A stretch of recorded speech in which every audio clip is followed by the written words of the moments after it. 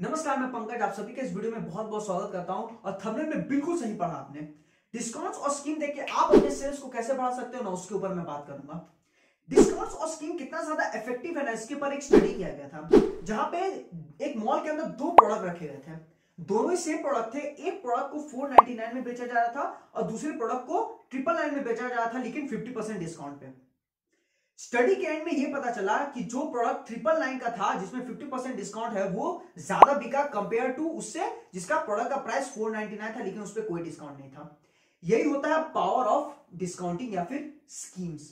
क्योंकि ना कस्टमर का ना साइकोलॉजी ऐसे ही काम करता है। वो ये सोचता है कि वो कोई भी प्रोडक्ट खरीदे ना, तो उसमें से वो कितना ज्यादा पैसा बचा ले, वो कितना ज्यादा कम में वो प्रोडक्ट खरीद लेना, उस पर उसका सबसे ज्यादा फोकस होता है। यही कारण है कि 70% कस्टमर जो है वो कोई ना कोई प्रोडक्ट खरीदने से पहले ना डिस्काउंट या फिर स्कीम के तलाश में रहता है। जैसे ही उनको डिस्काउंट या फिर स्कीम मिल जाएगा, वो फट से वो प्रोडक्ट खरीद लेंगे। इसीलिए इस वीडियो में मैं आपको 11 डिस्काउंटिंग स्ट्रेटजी के बारे में बताने वाला हूं। Loyalty member discount, early bird discount, first time shopper, try before you buy, volume discount, season और promotional discount, then social media discount, then event based discount जिसको हम लोग फ्लैश सेल्स भी बोलते हैं, देन है special group discount, store discount या फिर सब्सक्रिप्शन डिस्काउंट, और आखिरी आता है बंडल डिस्काउंट। ये 11 डिस्काउंटिंग स्ट्रेटजी के बारे में बताने वाला हूं। और सबसे इंपॉर्टेंट, जब भी आप कोई डिस्काउंटिंग स्ट्रेटजी अपने बिजनेस में इंप्लीमेंट करोगे ना, तो आपको अपना ऑब्जेक्टिव पता होना चाहिए। यानी आप डिस्काउंट क्यों दे रहे हो ना, इसके बारे में आपको पूरा नॉलेज होना चाहिए। यानी आप डिस्काउंट इसलिए दे रहे हो कि आपको अपना सेल्स बढ़ाना है, ये आपको एक ऑब्जेक्टिव हो सकता है, या फिर आपको अपना ओल्ड इन्वेंट्री को क्लियर करना है, जो आपका पुराना इन्वेंट्री उसको क्लियर करना है, उसके लिए आप डिस्काउंट दे रहे हो, या फिर आप नए कस्टमर को अक्वायर करना चाहते हो इसलिए आप डिस्काउंट दे रहे हो, या फिर आप अपने कस्टमर को रिटेन करके रखना चाहते हो, यानी उनको अपने साथ जोड़े रखना चाहते हो, इसलिए आप डिस्काउंट दे रहे हो। इसीलिए जब भी आप डिस्काउंटिंग स्ट्रेटजी बनाना, तो आपको यह पता होना चाहिए कि आप डिस्काउंट आपको क्यों देना है, कब देना है, कितना देना है, कैसे देना और किसको देना है। जब आपको इस चीज की क्लैरिटी होगी ना, तब आप ना अपने बिजनेस में ये डिस्काउंटिंग स्ट्रेटजी अच्छी तरीके से इंप्लीमेंट कर पाओगे। इसीलिए इस वीडियो को अंत तक देखिएगा, सच दैट आपको अच्छी तरीके से क्लियर हो जाए कि आप डिस्काउंटिंग स्ट्रेटजी अपने बिजनेस में कैसे इंप्लीमेंट कर सकते हो। सबसे पहला है लॉयल्टी मेंबर डिस्काउंट।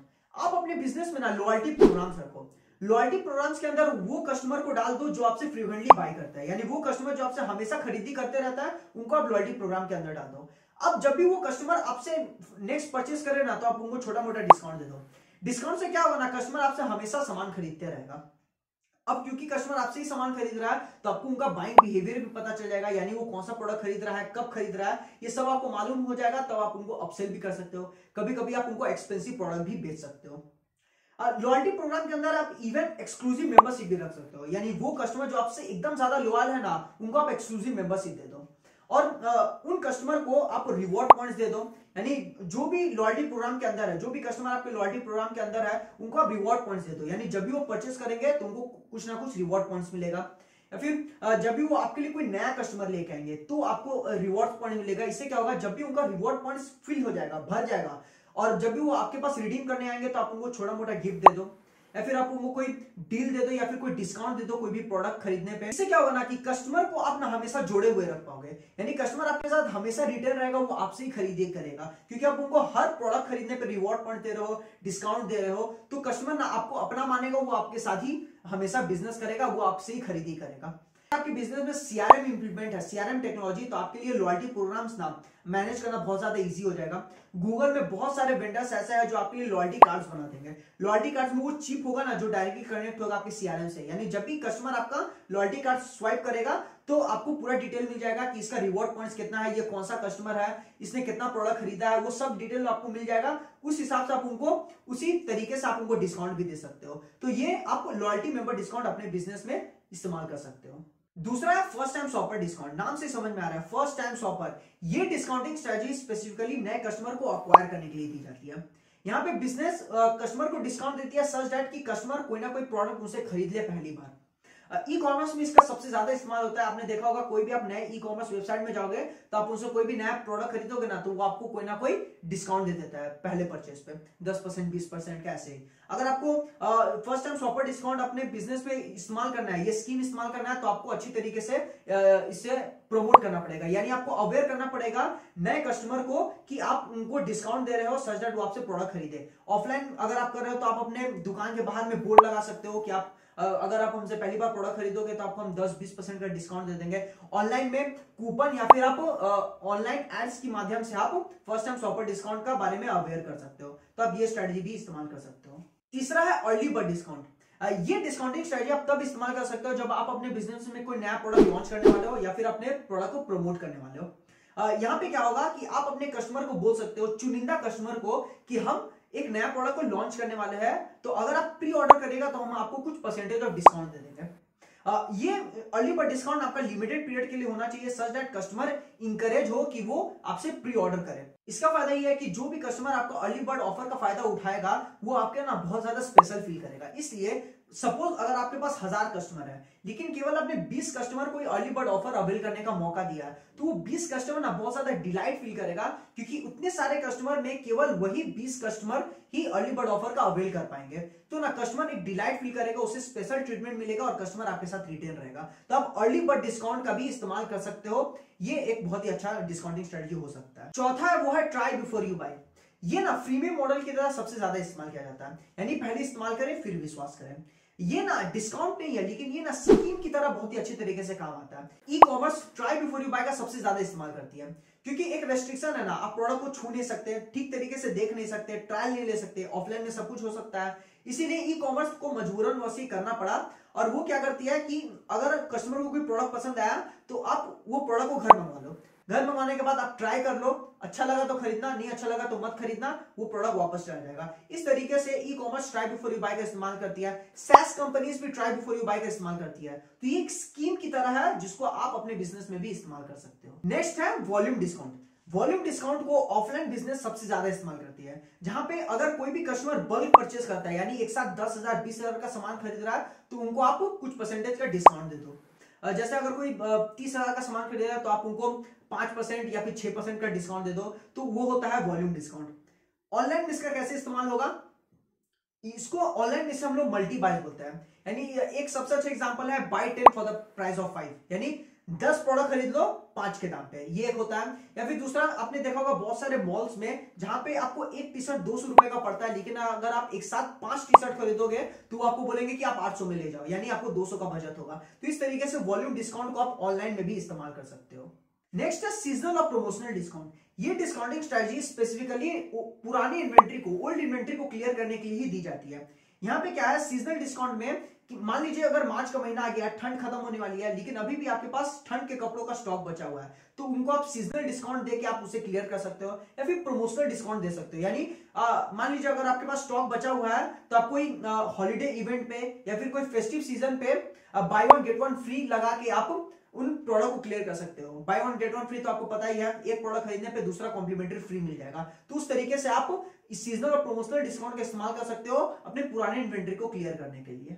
नेक्स्ट है सोशल मीडिया डिस्काउंट। जब से ई कॉमर्स का चलन बढ़ा ना, उसके बाद से सोशल मीडिया डिस्काउंट का भी इस्तेमाल सबसे ज्यादा किया जाता है। जितने भी आपने ई कॉमर्स स्टोर देखो, जैसे अमेजोन में जो आपको कूपन कोड मिलता है, फ्लिपकार्ट में जो कूपन कोड का इस्तेमाल किया जाता है ना, वो सब सोशल मीडिया डिस्काउंट के अंदर ही आता है। छोटे बिजनेस भी ना सोशल मीडिया डिस्काउंट का बहुत ही अच्छी तरीके से इस्तेमाल कर सकता है। आप कोई कॉन्टेस्ट रन करो सोशल मीडिया पे, कॉन्टेस्ट में क्या होगा, अगर कॉन्टेस्ट में जो भी आपका विजेता होगा उसको आप एक डिस्काउंट कूपन दे दो, ये एक तरीका हो सकता है। दूसरा है जिसको ऑफलाइन स्टोर बहुत ज्यादा इस्तेमाल करती है, वो है टेस्टिमोनियल वीडियो।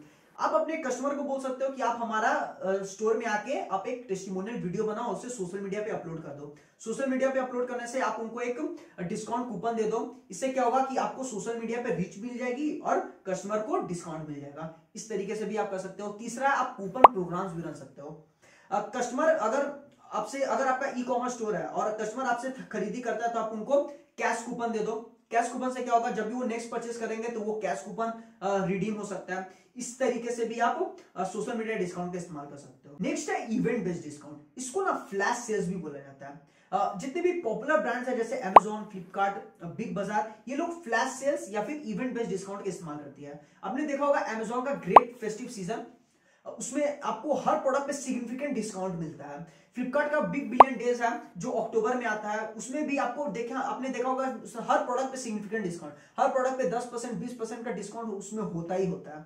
इवन बिग बाजार का जो सबसे सस्ता 5 दिन, जो अब तो बिग बाजार नहीं रहा, लेकिन वो भी सबसे सस्ता 5 दिन लाता था, हर 2 महीने में एक बार होता था, जहां पे वो हर प्रोडक्ट पे एकदम डिस्काउंट स्लैश 20-30% का उसमें आपको डिस्काउंट मिलता ही मिलता था। तो इस तरीके से आप भी अपने बिजनेस में इवेंट बेस्ड डिस्काउंट का इस्तेमाल कर सकते हो। अगर आप इवेंट बेस्ड डिस्काउंटिंग का इस्तेमाल कर रहे हो ना, तो आपको कुछ बातों का ध्यान रखना है। सबसे पहला तो एक लिमिटेड टाइम पीरियड के लिए होना चाहिए, देन लिमिटेड क्वांटिटी में भी होना चाहिए। तीसरा, आपको स्ट्रेटेजिक डिस्काउंटिंग करना पड़ेगा।